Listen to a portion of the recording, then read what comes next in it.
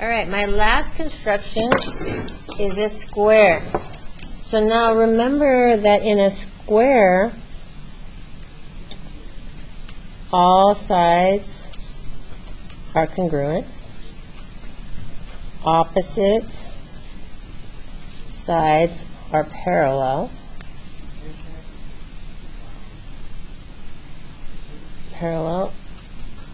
And then my diagonals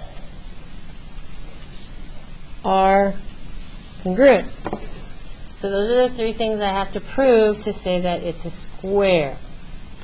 So let's get started. So first thing I'm going to do is draw my base. And I'm going to put A on it. So then remember, same thing we did last time. They all have the same length, so I'm going to choose 6 again. I haven't moved my compass.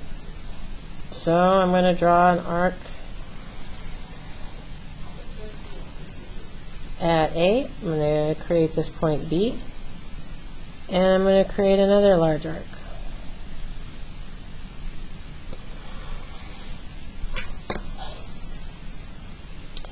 All right. Now, in order to get parallel, these sides have to be parallel. Remember, they have to be 90 degrees angles. So I've got to create perpendicular bisectors here. So I'm going to move my thing to 2 and create some perpendicular bisectors here. Oh no, my line is not long enough, so we're going to extend that out. Do the same thing for B.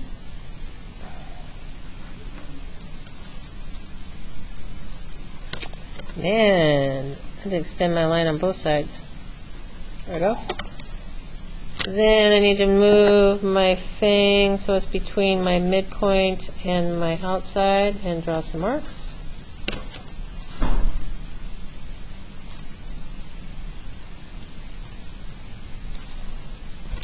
Okay, the line through these intersections and this point, and where it hits that arc,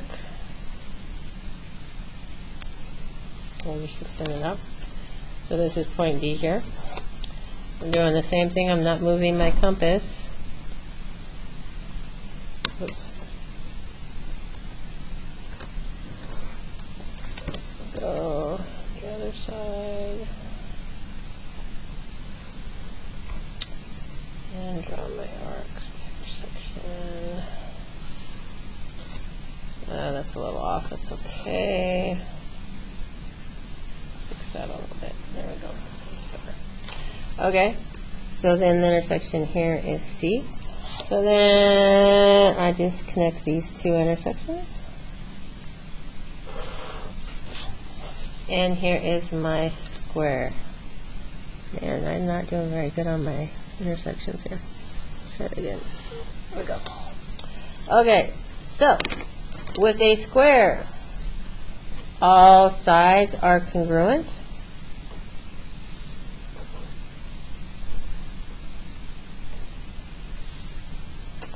Opposite sides are parallel.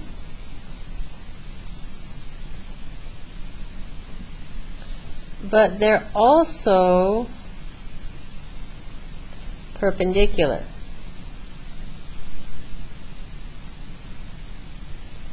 So I would say, in order to tell the difference between here and here, my diagonals have to be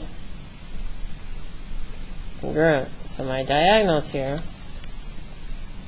have to be congruent. So to prove that this guy is a square, I have to say that DC equals CB equals BA equals AD. That's number one.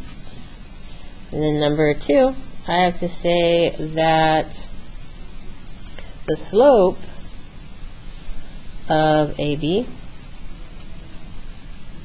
is equal to the slope of BC. This is number two. And the slope of DC is equal to the slope of AB. So that's number 2. And number 3, I have to show that DC equals AC.